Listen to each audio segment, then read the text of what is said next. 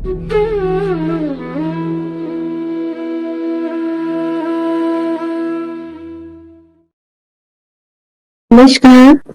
शून्य बोधि सत्र में आप सभी का स्वागत है।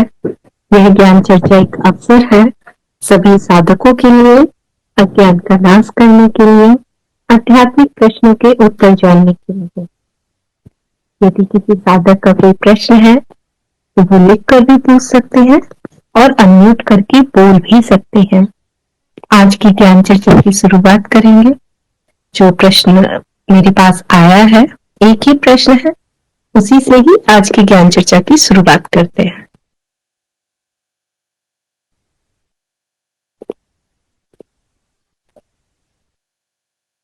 इसके बाद फिर कुछ प्रश्न लिए गए हैं जो कि ज्ञान दीक्षा कार्यक्रम से आए हुए प्रश्न हैं, फिर उस पर चर्चा करेंगे।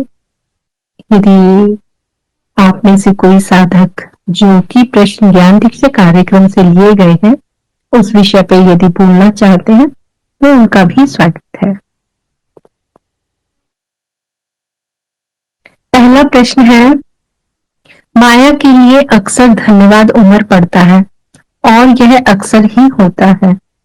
ये तो बहुत सुंदर बात है कि नेति नेति विधि में हम सबको माया माया कहते हुए अलग हटाते हुए चलते हैं और फिर देखते हैं कि जब एक साधक शून्यता में उतरता है तो दोबारा से माया को स्वीकार करना थोड़ा अड़चन भरा हो जाता है। जिसे एक बार नकार दिया, जिसे एक बार बुद्धि में ये ग्रहण कर लिया कि ये विसत्य है, माया विसत्य है, जगत विसत्य है, सभी अनुभव मिथ्या है, फिर से उन्हीं के प्रति अहोभाव आने का मतलब है कि आत्मज्ञान के साथ में ब्रह्म ज्ञान भी उतर आया है। क्योंकि बिना ब्रह्म ज्ञान के माया के प्रति अहोभाव नहीं आ सकता। जिसने ब्रह्म ज्ञान को भी समझा, जाना, खुद भी ब्रह्म हो गया, खुद ही अस्तित्व हो गया, वही माया के प्रति अहोभाव ला सकता है। नहीं तो साधक आत्मज्ञान तक ही रुक जाते हैं। अब प्रश्न ये है, क्या आत्मज्ञान काफी नहीं है? क्या ब्रह्म ज्ञान भी आवश्यक है? नहीं, ऐसा कुछ भी नहीं है। सबसे ज्यादा आवश्यक तो आत्मज्ञान ही है, स्वयं की खोज, मैं कौन हूं। यदि आत्मज्ञान भी हो गया है तो ये ही अपने आप पे पर्याप्त है, वो काफी है। ये इसके बाद फिर कुछ भी नहीं बचता, इससे भी काम चल जाएगा। इसके आगे भी हम ये कह सकते हैं कि अब कुछ नहीं है। परंतु होता क्या है कि साधक को आत्मज्ञान हुआ कि मैं जगत नहीं, मैं शरीर नहीं, मैं मन नहीं। अब अपने स्वभाव में स्थित होने के लिए साक्षी भाव की आवश्यकता होती है। जीवन शेष है, शरीर स्वस्थ है, सांसें चल रही हैं, तो अब बचे हुआ जो जीवन है उसमें शरीर तो इसी माया में रहेगा ना, कार्य शरीर इसी माया में करेगा, मन की चित्तवृत्ति इसी माया में चलेंगी, सब कुछ इसी माया में होगा। तो अपने आप को जानना और अपने स्वभाव में स्थित होने के बाद यदि अड़चन आती है इस संसार में फिर से रमने में, इन संसार में फिर से चलने में, तब ब्रह्म ज्ञान की बहुत आवश्यकता होती है। क्योंकि ब्रह्म ज्ञान में हम यही जानते हैं कि जो प्रकट भाग है वो भी मैं ही हूं। तो अब हम उसे नकारेंगे नहीं, अब हम उसे स्वीकार करेंगे। तो ये जो आपकी दशा है बहुत सुंदर दशा है कि माया के प्रति भी अहोभाव उतरता है। इसका अर्थ है कि मैं ही ब्रह्म हूं, इस स्थिति तक आप पहुंच रहे हैं। बहुत सुंदर दशा है। यदि किसी साधक का कोई प्रश्न है तो वो भी पूछ सकते हैं। और जी यदि जो मेरा एक प्रश्न, हाँ बोलिए। आप जो कहते हो ब्रह्म ज्ञान, वो ब्रह्म बोलते हो या ब्रह्म बोलते हो? अस्तित्व, अस्तित्व को समझिए, पूर्णता, अच्छा, संपूर्णता। मतलब शब्दों में मुझे कंफ्यूजन हो रही है। आप ब्रह्म जो शब्द है, ब्रह्मांड वाला ब्रह्म, या फिर ब्रह्म जो होता है वैसा बोलते हो?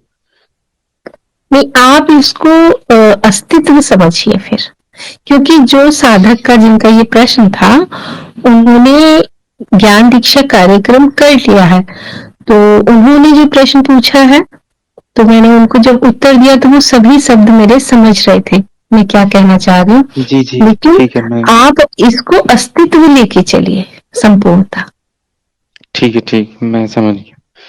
है ना। कई बार जी ऐसा जी। होता है कि एक ही शब्द को चार जगह इस्तेमाल जब कर रहे हैं तो उसका संदर्भ बदल रहा है ना। तो यहाँ हाँ पे हाँ। आप इसे अस्तित्व लेके चलिए, जी जी। ठीक है। और मैंने इस टॉपिक से अलग कुछ पूछ सकता हूँ क्या? हाँ पूछ सकते हैं। अभी आप नए हैं कि यहाँ पर? हाँ, कई बार आ चुका हूँ, 3-4 बार आ चुका हूँ। इतनी ज्ञान हुआ है आपका, नहीं हुआ है अभी? नहीं, मैं खुद ही इधर-उधर से ज्ञान लेता रहता हूँ। अच्छा, मैं ना एक त्रिज्ञान की वीडियो साझा कर देती हूँ, आप उसको एक बार सुन लीजिए। हाँ, आपसे यदि भी समझ लेता हूँ बहुत सारी बातें, यहाँ पे चैट से ये जो चल रही है, और ये बाकी कुछ एक्चुअली लोग क्या हैं उनसे होता भी। है ना, क्या होता है कि जब हम एक क्रमबद्ध चलते हैं ना तो फिर हमें ज्यादा नहीं प्रयासों की जरूरत नहीं पड़ती, हाँ, ये बात तो ये है। हो जाता है। अभी क्या होता है, अभी कुछ ज्ञान यहाँ से मिल गया, कुछ यहाँ से, कुछ यहाँ से, तो अब उसमें सामंजस्य कैसे बैठाओगे? क्या पता जो चीज बाद में समझने की थी वो पहले सामने में आ गई, या जो पहले समझने की थी हुँ, वो सबसे बाद में आ रही है सामने में, तो उसे कैसे सामंजस्य कैसे बैठाओगे? बिल्कुल, बात तो सही है। इसीलिए ना मैं आपको एक कड़ी देती हूँ, उसमें जी, 3 वीडियो है, आप उन तीनों जी, वीडियो को सुनना और फिर उसके बाद आप आके, अगर उसमें कुछ भी आपको नहीं समझ आता है तब फिर आप आके पूछिएगा। तब आप जो प्रश्न ठीक है, ठीक पूछेंगे है। वो एक स्टेप बाय स्टेप होंगे और उसके जो उत्तर आएंगे ना फिर वो आपके हिसाब से ही दिए जाएंगे। अब जो जी, जी, साधक हमारे पहुंच गए हैं त्रिज्ञान के बाद, ज्ञान दीक्षा भी कर लिया है, उनको हम एक लाइन भी बोलेंगे तो वो ये समझ जाएंगे कि ये क्या बोल रहे हैं। वही दूसरे साधक को शायद ना समझ आए, तो बिल्कुल। ये मानो ना मैं बस एक आपको। सरल सा प्रश्न पूछूँगा, आप समझ जाओगे मैं क्या पूछना चाह रहा हूँ। हाँ जी, बोलिए। ये प्रश्न है कि जो साक्षी है, जैसे मैं हूँ, मेरे सामने पूरी दुनिया, मेरा जीवन घटा है, मेरे जीवन की परिस्थितियाँ घटी हैं, तो हम्म, मेरा जो साक्षी है, क्या वो सेम है दूसरे के साक्षी का? क्या है अगर वो? सेम, सेम है मतलब आप ये पूछना चाह रहे हाँ, हैं हाँ, क्या हाँ, साक्षी हाँ, सेम हाँ, है? हाँ, तो देखिए, जब मन संकुचित होता है, जब हम मन को बांध लेते हैं किसी एक चीज से ही, जैसे उदाहरण लेते हैं, अभी हमने दृष्टा को भी दृष्टा को ना समझ के इस शरीर को हमने मैं समझ लिया, है ना। तो हमने क्या किया, हमने दृष्टा को संकुचित कर दिया, इस शरीर के साथ सीमित कर दिया, बिल्कुल, बिल्कुल, है ना। तो वैसे ही मन को यदि हम इस शरीर से या किसी एक व्यक्ति से अगर हम जोड़ देते हैं तो हम मन को भी संकुचित कर रहे हैं। हाँ, हाँ, बिल्कुल, यदि हम अपनी सीमाओं को तोड़ दें तो हम देखेंगे कि ये चार मन नहीं है, यदि चार व्यक्ति बैठे हैं तो फिर चार मन नहीं है, वो एक ही है। तो हुँ, इसे हम कहते हैं कि सीमाओं को तोड़ के पार हो जाना।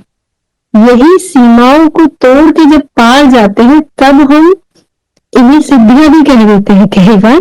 तब हम ये कहते हैं दूसरे के मन की बात जान लिए, या टेलीपैथी से मैसेज को पहुंचाना, या दूसरे बहुत दूर तक हम देख पाना, दूरदर्शी हो जाना, यहाँ तक कि भौतिक जगत में भी बहुत दूर की आवाजें सुन लेना, या ये तो मैंने भौतिक इंद्रियों की बात बताई। मानसिक इंद्रियां भी हमारी अनंत है, इनकी भी संभावना है। तो यदि हम इसे छोटे रूप में देखेंगे तो हाँ, तब ये सीमित है।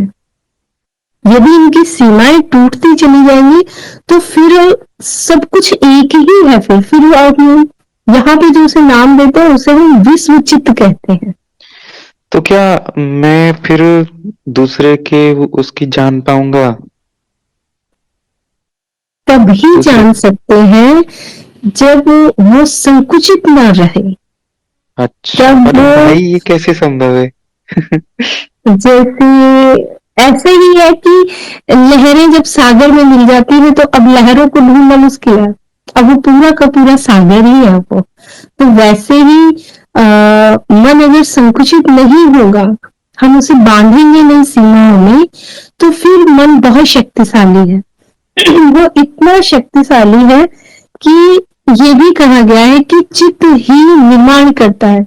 जो भी प्रकट भाग है अस्तित्व का, वो चित्त द्वारा ही निर्मित है।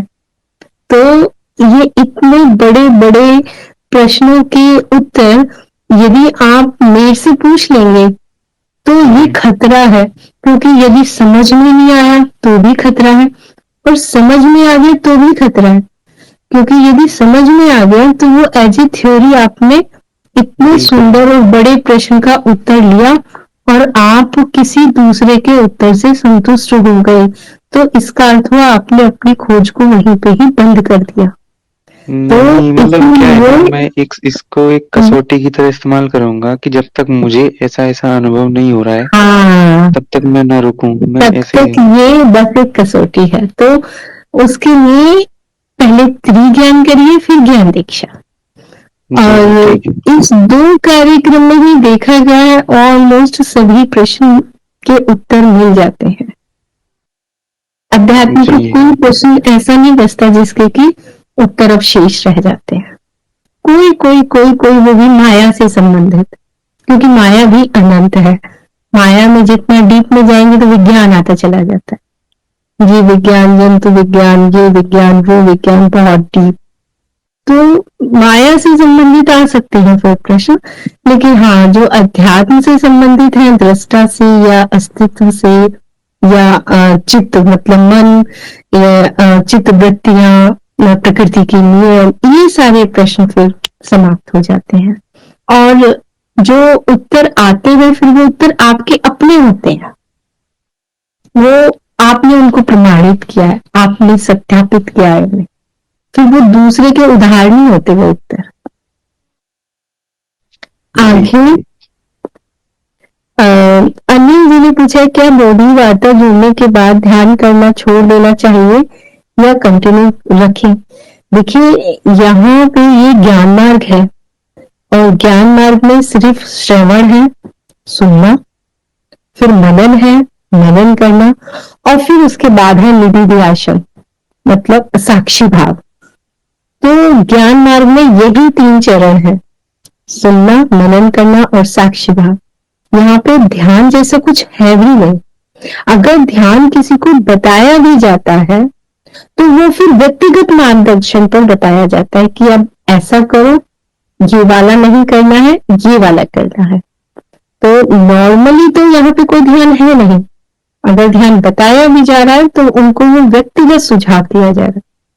तो यदि मैं फिर से यही कहूंगी आपको, यदि आप ज्ञान दीक्षा कार्यक्रम में चल रहे हैं या इवन यहाँ पे त्रिज्ञान भी हो गया, तब भी ध्यान तो आप छोड़ ही चुके होंगे, और नहीं छोड़े हैं तो छोड़ देंगे, क्योंकि समझ आता है कि जो ध्यान है वो किसी भी स्तर तक हो, किसी भी स्तर तक हो, वो ध्यान पहले एकाग्रता होता है और वही ध्यान फिर हमें अनुभवों तक लेके जाता है। लेकिन अनुभव चाहे तो वो जगत के हो, चाहे वो शरीर के हो, और चाहे वो मन के हो, चाहे वो ध्यान में आए हुए अनुभव हो, चाहे वो जागृत अवस्था के हो, चाहे सूक्ष्म के हो, अनुभव तो अनुभव ही है। अनुभवों से दृष्टि मोड़ने पर ही अनुभवकर्ता तक हम आते हैं। तो योग मार्ग में ध्यान बताया जाता है, दूसरे मार्गों में वहां ये मुख्य चरण में से होते हैं, लेकिन यहाँ तो बस 3 ही चरण है, श्रवण, मनन और साक्षी भाव। आगे अब हम प्रश्न ले लेते हैं, कुछ हमारे ज्ञान दीक्षा कार्यक्रम के प्रश्न हैं। ये प्रश्न हमने आज से ही शुरू करे हैं कुछ साधकों की डिमांड पर कि ज्ञान दीक्षा कार्यक्रम में से जो प्रश्न उभर के आते हैं उनके भी आप 5-10 क्वेश्चन अगर ले लें तो अच्छा होगा। तो उन्हीं में से मैंने कुछ प्रश्न लिए हैं। इन प्रश्नों पे यदि हमारे जो पुराने साधक हैं जिनका ज्ञान दीक्षा कार्यक्रम हो गया है तो मैं उन्हें भी आमंत्रित करती हूँ कि यदि वो भी कुछ कहना चाहें, बोलना चाहें तो वो भी कह सकते हैं, बोल सकते हैं, उनकी व्याख्या कर सकते हैं, इन प्रश्नों का उत्तर दे सकते हैं। नहीं तो फिर तो चल ही रहे। तो पहला प्रश्न है काल। काल तो समझ ही रहे हैं, समय। अनुभवकर्ता हम यहाँ पे दृष्टा को बोलते हैं। तो काल अनुभवकर्ता में है या अनुभवकर्ता काल में है? कौन इसका उत्तर देना चाहेगा? कोई है जो इसका उत्तर देना चाहेंगे? हाँ, पुराने साधक तो दिखाई दे ही रहे। काल जो होता है वो मन में होता है। काल दृष्टा जो है वो देखने वाला, उसके लिए कोई काल नहीं होगा, वो तो अनंत है ना, मतलब उसके सामने तो घट रहा है सब कुछ और हमेशा से घटता आया है, तो वो काल से परे है। जैसे ही हम माया में हैं, माया में जी रहे हैं, माया में घुसे हुए हैं, तब तक तो काल का अनुभव है। जैसे ही माया से ऊपर उठे, माया को छोड़ा, अपने में आए तो काल कुछ नहीं है फिर। एक उत्तर फरहान ने भी दिया है, अनुभवकर्ता में सब कुछ है। और भी कोई कुछ बोलना चाहते हैं इस पर?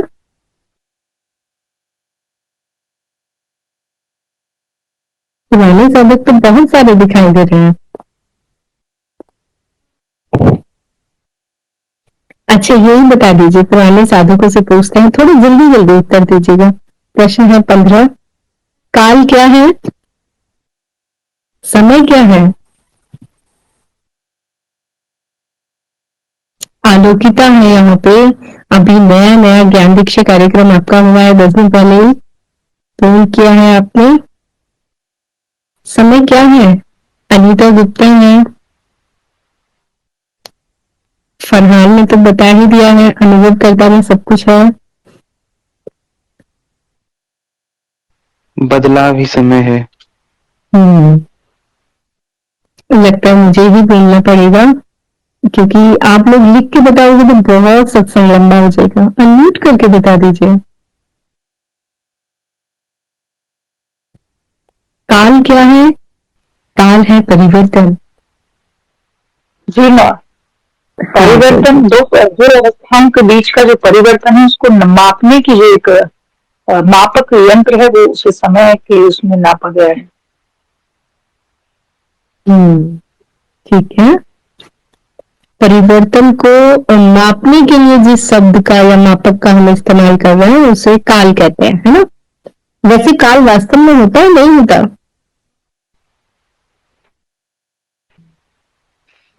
शायद नहीं है, समय नहीं है। समय नहीं होता है। वीडियो देखो काल की माया वाला, उसमें साफ स्पष्ट है, तर्क के साथ बताया गया है कि समय जैसा कुछ भी नहीं होता, मात्र परिवर्तन होता है, और वो परिवर्तन भी मात्र प्रतीति है। तो अनुभव करता सबका अनुभव कर रहा है, जितने भी अनुभव होते हैं, तो अनुभव करता वो धरातल है, वो प्रकाश है जिससे सभी कुछ प्रकाशित है। तो काल के अंदर अनुभव करता नहीं है,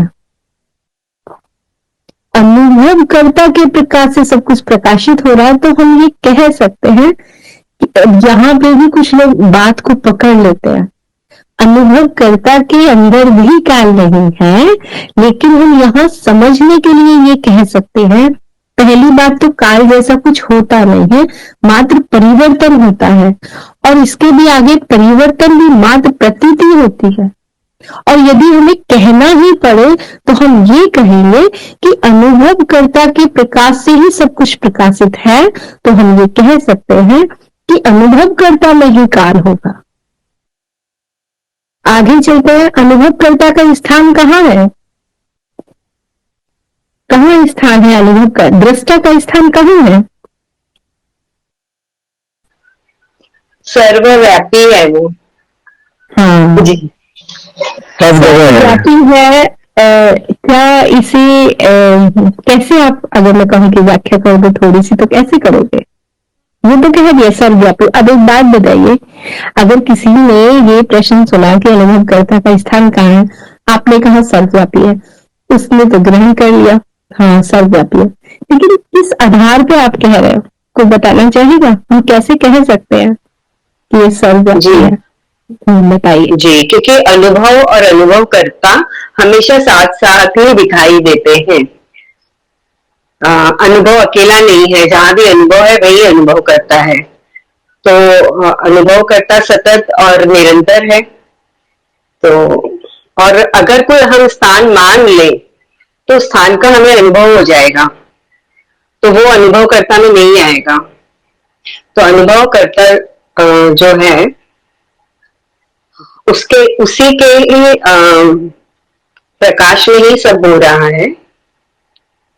उस हिसाब से ये सर्वव्यापक है अनुभव करता। जी, मैं ठीक से बोल नहीं पा रही हूँ। कोई बात नहीं, लेकिन मैं समझ गई आप क्या कहना चाह रहे हैं। और भी कोई कुछ बताना चाहेंगे? आप कैसे कहेंगे? मान लीजिए कि कोई एकदम आ गए अनुभव करता सर्वव्यापी है, कैसे आप कह रहे हैं, तो कैसे कहना चाहेंगे? किस आधार पे आप कह रहे हो कि वो सर्वव्यापी है? मैम, अनुभवकर्ता से हम पार नहीं जा सकते, क्योंकि जो जाएगा वही अनुभव करता है। तो उसका कोई स्थान नहीं हो सकता। ठीक है। उसको हम सामने तराजू पे लाके नहीं रख सकते अनुभवकर्ता को कि भाई ये है और इसका स्थान ये है, ऐसे नहीं कह सकते।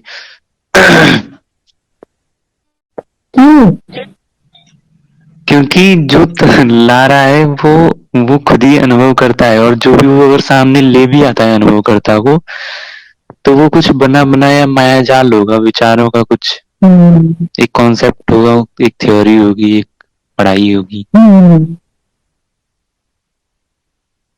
तो अनुभवकर्ता का स्थान, जो यहाँ प्रश्न आया है कि अनुभवकर्ता का स्थान कहाँ है?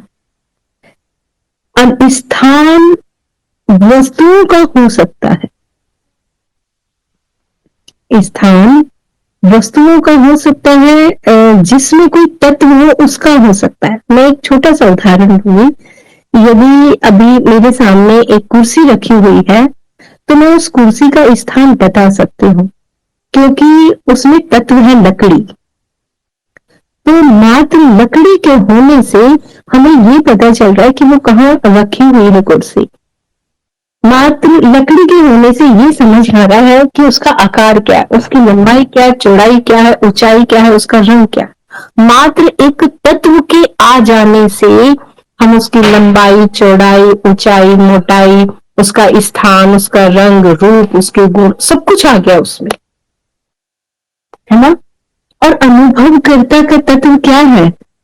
अनुभवकर्ता सभी का तत्व है, सभी का आधार है, उसका कोई आधार नहीं है, उसका कोई तत्व नहीं है। इसीलिए तो हम उसे समझने के लिए शून्य भी कह देते हैं कि अनुभवकर्ता का तत्व शून्य है। लेकिन ये भी सिर्फ हम समझने और समझाने के लिए कह रहे हैं। हम शब्दों को भी जो ला रहे हैं वो सिर्फ इसलिए कि हम समझ सके और समझा सके, लेकिन वो अनुभवकर्ता का कोई तत्व नहीं है। जिसका तत्व